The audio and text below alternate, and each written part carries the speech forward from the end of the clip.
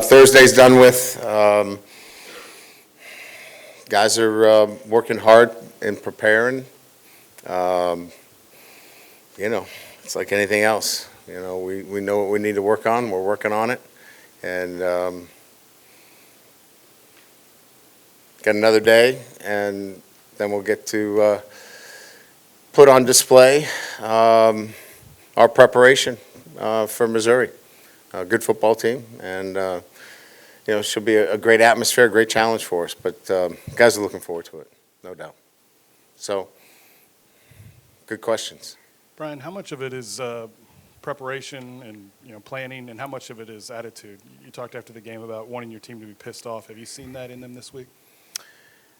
Yeah, I mean, I'd like to say that you know, if you had just, you know, mad about things and upset about it, that it all just would come together. I think there's definitely a piece of, you know, playing this game where there has to be some grit and resolve and a willingness to, you know, to do what's necessary. But I think that that's in the preparation. I think it's doing your job. And look, here's the thing. We're going to give our guys the blueprint, but they have to fix it. I can't fix it. I'm not a very good player. That's why I got into coaching.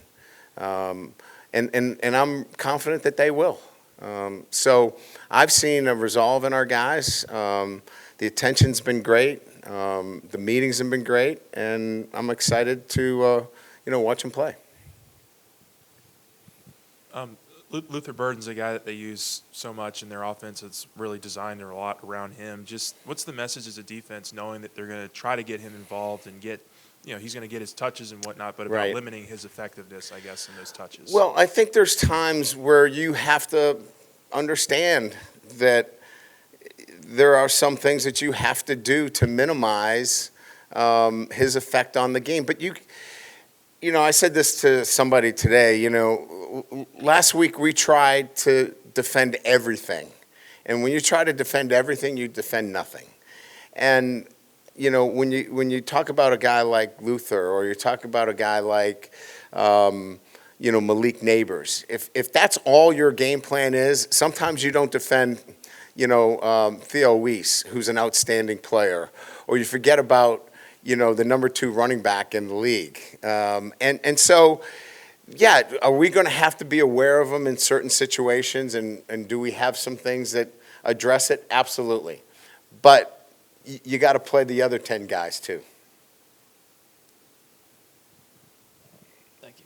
Hey, Coach. About Deuce, he didn't travel to Oxford because of a coach's decision, you said. Can you elaborate more on that, as if it's a performance-based thing or injury-based thing? Yeah, Deuce is not with our team right now, and we'll you know, we'll make a decision on his status, you know, in the next few weeks. Coach, any update on the injury report? Yes,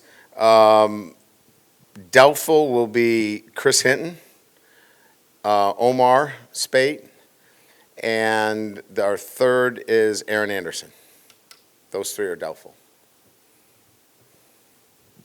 When you're facing these quick strike offenses, does the thought process of possession become more important? Diggs is really looking like he's finding something with some aggressive running, the offensive line kind of coming together. Is that an option that you would lean on or would like to lean on? You know, again, a similar question was posed to me relative to the running game, and I don't know that I want to detract from who we are, you know, from an offensive standpoint. I think we still want to find the kind of balance that we're, you know, having offensively. Look, if they want to play us in double cloud, 3 high with a light box, we're going to run the ball a whole lot. If we've been getting a whole lot of cover 1 and man-to-man situations, and you've seen what we've done. So it really will be dictated about how teams play, and But there are some times that we just have to say, look, we're going to run the football here, and we got to run through some tackles, and that's where Logan Diggs has been really effective. He's run through some free hat hits, which we call when the safety's coming down, and we're just going to have to. You own him. That's why you're on scholarship. Coach Ryder. Y'all have been one of the best first down offenses in the country. Just what has gone into being so effective on those plays specifically? Well, I think there's a number of things that have gone well there. Our stuff rate is probably one of the lowest in the country. We're not operating behind the chains.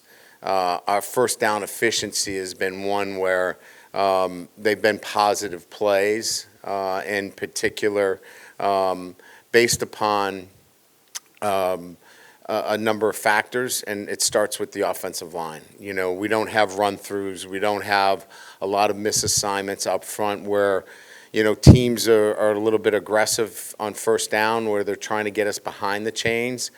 We've done a really, really good job of minimizing negative plays on first down, and a lot of that has to do with the quarterback getting us in the right play and obviously the offensive line. And, what we do offensively gives us some run-pass options if teams are a little bit too aggressive where we can get the ball out on the perimeter.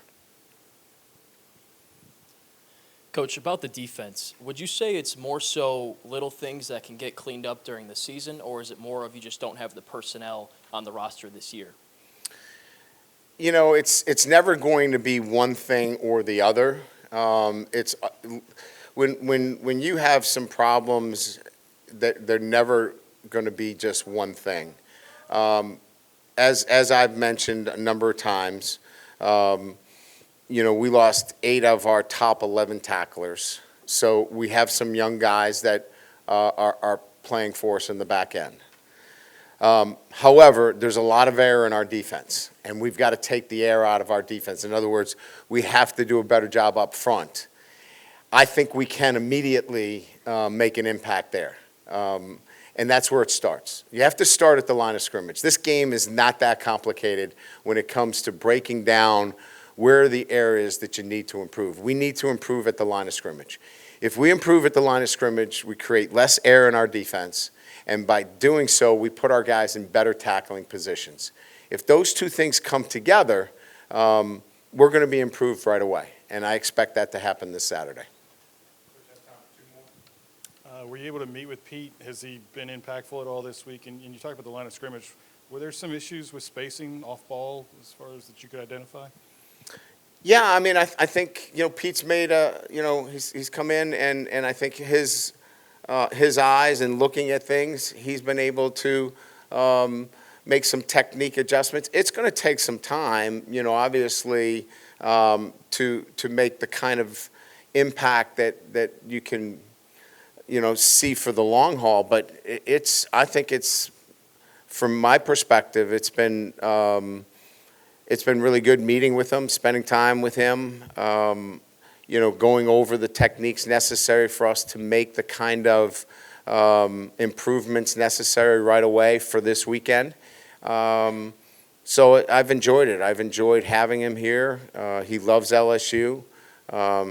He's got an incredible, I would say, resume of knowledge, and the believability factor with our players is immediate. So I think all those things are a positive thing, but it's still going to take us, some time to continue to, work on the techniques necessary.